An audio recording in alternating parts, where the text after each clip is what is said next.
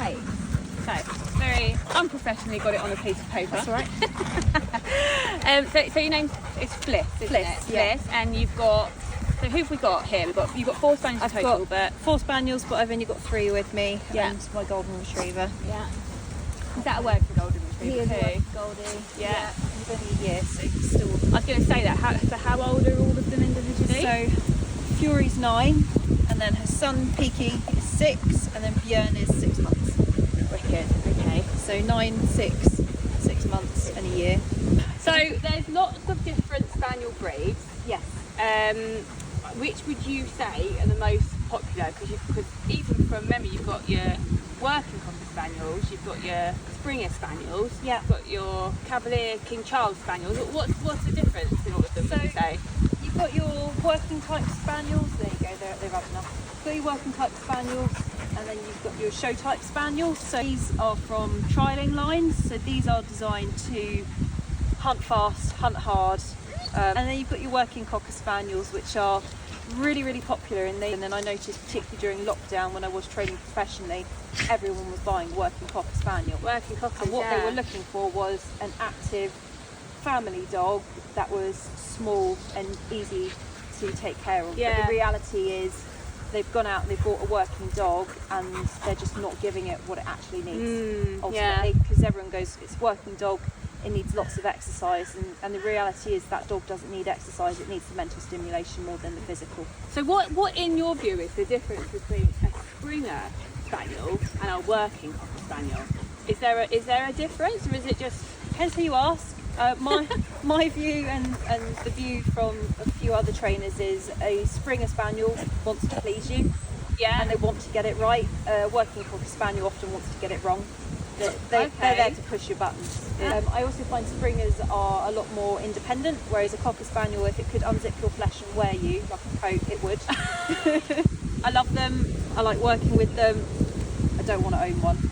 Wow. Ultimately, Okay. I love my Springers. They are the right dog for me. They've got that level of independence that I absolutely love. They're nice and cuddly when I need them to be cuddly, but they're quite happy just to go and sit on their own, and they'll just leave me alone. So how would you describe the spaniel? I'm sure they've all got different descriptions on their different breed Yeah. types, but like in general, like the spaniel breed, how would you describe them? Energetic chaos gremlins is how I would describe them. If you have more than one spaniel, I'm lovingly calling it a chaos. Well, it's just funny because obviously you guys can't see what we can see here, but they are just, they're just running. They're just loving. They're just running around. They're staying quite close. They're not running off across the field and disappearing off and getting into all the bushes and the cover and disappearing into the woods. They're quite happy just to run around and stay close, and they are constantly checking in on me. Yeah, I can see. And with the nose down, do you think they're just in if they can sense something out? That's just what they do. Just what they do. They're hunting dogs. These guys are born and bred to hunt and flush game ultimately. Thank you, darling. Lovely. They are born and bred to hunt and flush game, and they are designed to work close to the handlers. So when they're working, they should be doing a thing called quartering, which is like a zigzag pattern. Yeah. And that pattern should be no further than where the guns are shooting. So for these guys, thank you, Fjori. It's a lovely stick. It's a really nice stick. She's very proud of her stick. It's lovely. So for a lot of the time, the guns are no more than a couple of metres either side of you. Your dog shouldn't be working further than that, ultimately. So they go off, they come back, but energy is, there's no getting away from it. Energy. No, they not are gonna full get of harm beans. To be honest with you, if you get the right dog from the right breeding, they will be calm. They can settle. So these guys, when they're at home, all they do is sleep, and that's not something I've bred into them. It's not the right word, really. That's not something that has been taught to them. So I don't go home and go lay down. And I think that's the wrong way to train a dog to settle, is by teaching them to go and lay down on a mat, because that dog is being asked to do that behaviour. They're not doing that behaviour of their own volition. Yeah. Whereas these guys go home, they go and lay down, and then they're just settled. Yeah. They just relax. And Do you probably think that they are going to do that though, because they're very fulfilled, obviously, with you? I'm ticking all the right boxes with them, but equally I teach them to just do nothing. And I think that's where a lot of people go wrong early on. They get a working type dog and they go, I've got to train it, I've got to exercise it, and that dog is just constantly going, and it has no off switch. So it's like I say to some of my clients, like, you train an athlete. You think you need to throw these balls and walk them for 3 hours a day, but then they expect that sort of level of exercise. What you really need to teach these guys is the off switch. Yeah, switch them off. You know, you can exercise them 3 hours a day. You're only going to make them fitter. Yeah, you're not going to exactly. knacker them out. They're just going to get fitter. Yeah. So these guys, they get walked 2-3 times a week. They get 2 laps of this field, 4 acre field, and then they're done. And then the rest of the time is training. And so training is short bursts. It's very focused on what do I want to achieve. So you train with them every day? Pretty much even though they're every day. basically trained? Yeah. You still train them? Every time I come out of the house, or every time they come out of a kennel or a crate, they are training. Because from day one, I've conditioned him to stay close to me, to keep checking in with me. He's literally just there, and he just keeps looking over. And now and again, he'll just come over and just see what I'm up to. And it's the same with Fjori, And Grandma. your stick? Thank you, darling. It's a lovely stick. Yeah, lovely. She's just desperate Very pretty. for attention, bless her. Very pretty stick. Wow, okay, fine. So then, what do you think their best trait is? Their best and their worst trait is probably the same thing, to be honest with you, and it's that drive to hunt. If you've got a really high drive dog that wants to work with you, wants to work for you, they're going to be a lot easier to train. But equally, if you don't know how to harness that, it's going to be their worst trait possible. So what I often see with spaniels, with novice owners, is my dog won't recall, or it sees a bird, or it sees a deer, and it's off and it's running, and it's that desire to hunt and chase and catch stuff that is their blessing, but also their curse. And if you don't know how to control that, and you don't control that from day one, you're going to cause yourself some problems. And the really biggest good thing answer, when people get a little spaniel is they see it chase a little bird, and then it comes back because it can't physically catch up to it. Yeah. And as that dog gets older, it repeats that behaviour more and more, and there've been no consequences to that behaviour. There's been no stop to it, so that dog wants to do it more, which is the mistake everyone sort of makes. Yeah. Realistically, if it's alive, that dog should not be chasing it. Right. You know, you're effectively in breach of animal welfare legislation. Equally, you're putting your dog into a position where they could injure themselves, they could injure someone else, or they could damage property or another animal, which is not something that we want to happen. No, that's really, because I was going to say worst trait afterwards, and I guess that just kind of fits it's a blessing and a curse. Yeah. Oh yeah, absolutely. Yeah, and again, like back to that different types of spaniels, the working cocker spaniels, the Springer spaniels, like they've all got this drive, and it is all just this spaniel trait. It's not, oh, I'm going to get a working cocker, or I'm not going to get a working cocker, because they wouldn't do either of those things. Like they all do it. It's a spaniel. It's a spaniel They are thing. ultimately designed to hunt and flush birds. That's what they're there for. Yeah. And no amount of training is ever going to stop them from doing that, because that is genetically what they are designed to do. So what's their upkeep like? Do you think they're high maintenance dogs? And I mean by that, by like exercise, grooming, like do they need constant attention? The worst thing you can do is give them constant attention. Make your time valuable.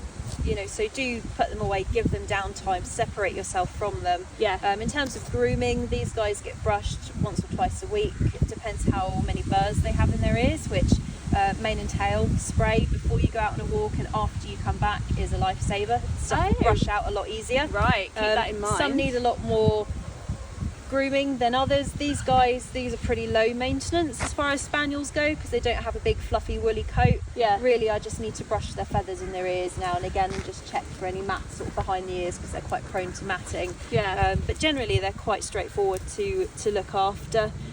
They are, as a breed, they are quite prone to hip and elbow problems, like most working dogs seem to have. But that's sort of been bred out of them. They are getting a lot better now. So Fjori, she's 9, and she looks pretty good for a 9-year-old dog, and she's still working out in the field through the season, which is quite nice. So you mentioned there about separating yourself. So like, say for example, this is their exercise now. Do they go into a crate, or do they have like a certain space that you were then like, right, bye? So I've got kennels. I've also got the dog room, which has a log burner in, because we're bougie in our household. So we go home, they're in the dog room. The puppies, so anyone under 12 months lives out in a kennel. That just means they're not going to be learning any bad habits. And I have to say the kennel is also quite bougie. We've got heating, lights, fancy beds, the full shaboodles, cameras, the works. And they love going in there, bless them. After a year, I tend to bring them indoors and just see what they're like once they're So how long do you think in a day they spend on their own? They spend probably about 18 to 20 hours on their own. Wow. Really, at home. I'm still in the house. We still go out for a walk, and then I sit with them in the evenings. But I really feel it's important they have that downtime on their own, and they're happy and they're comfortable in their own space. Do you know something that I've noticed as well since I've been stood? Not one of them's jumped at me. No, they won't. And that's sort of like one thing that jumping spaniels, but they've not jumped at me. No. I've got a white outfit on, well, grey. They've not jumped at me, which is amazing. You know, it's impressive. They'll jump up at me, and I encourage them to do that because I want that behaviour for retrieving. But they generally won't show that much interest in other people That's at amazing. all. You know, these guys are here for me. They work with me. They work for me. Fjori is desperate for someone to pay attention to her. That is 4 different sticks. She's desperate to do some sort of work. Bless You her. are definitely a lovely doggy. She's the favourite. Everyone loves Fjori. I was going to say. Bless her. But no, I teach them there's no benefit to jumping up at other people, and No. because I do all the work and all the training, they get everything they could possibly want from me. Yeah. So they don't need to jump up at other people because Yeah. they're just not that exciting. No, And they're it's happy amazing. to see you, but they're like, cool, thanks, bye. Yeah, wow, that's really cool. Okay. So I get asked most about lead work. Yes. Do you think there's a reason that the people I work with, they fall? I think walking to heel and loose lead walking is a dirty word to a spaniel. They are not the breed for walking nicely next to you for hours on end. Ultimately, they want to hunt, they want to run.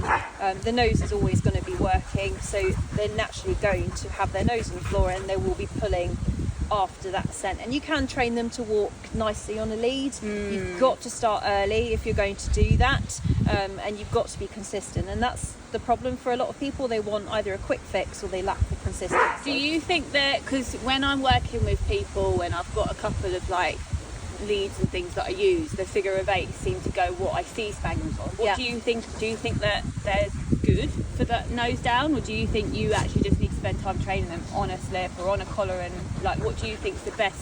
I walk on a slip lead because it's easy to get on and off, and ultimately it doesn't matter what setup you're using, it's a tool.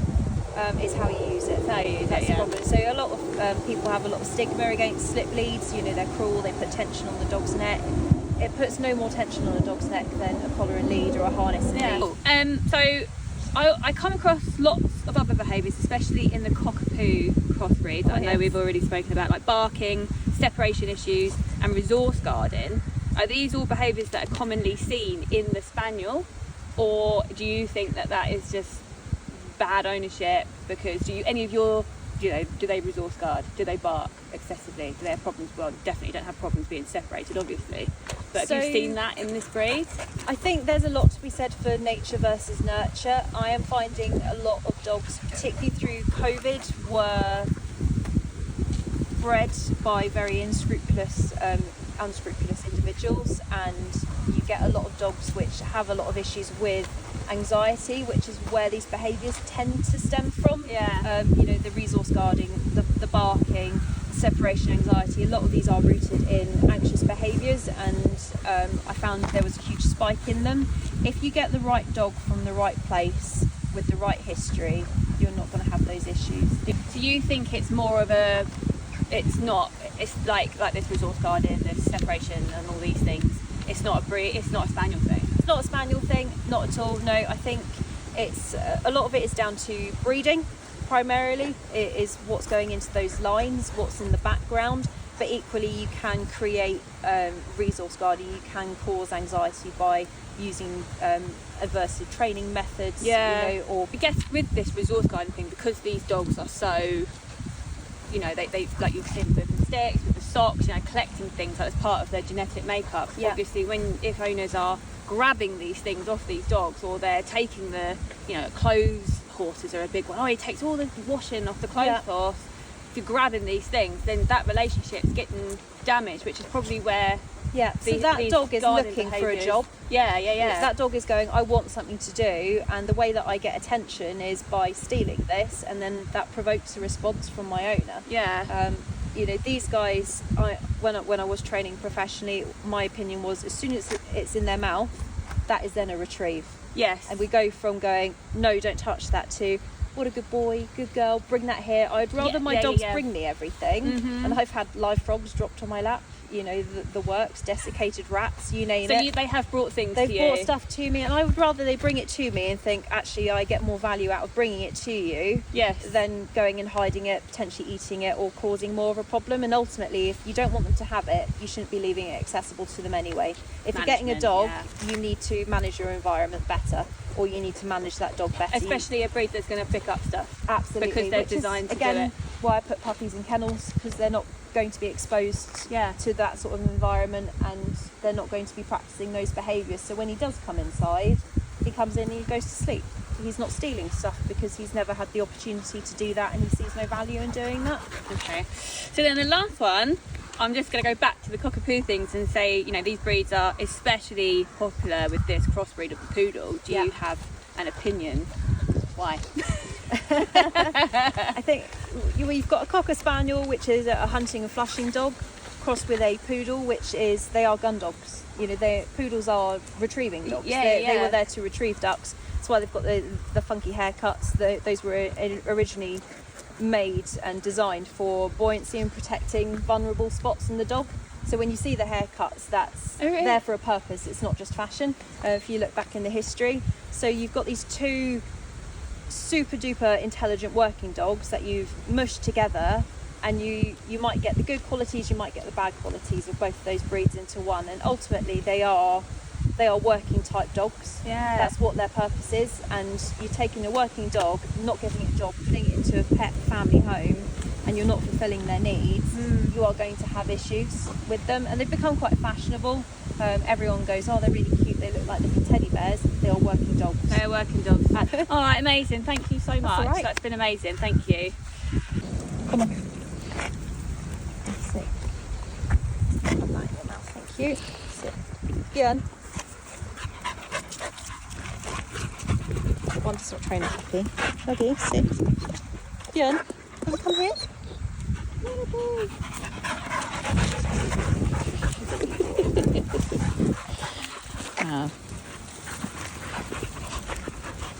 They do chill out eventually. They haven't been out today.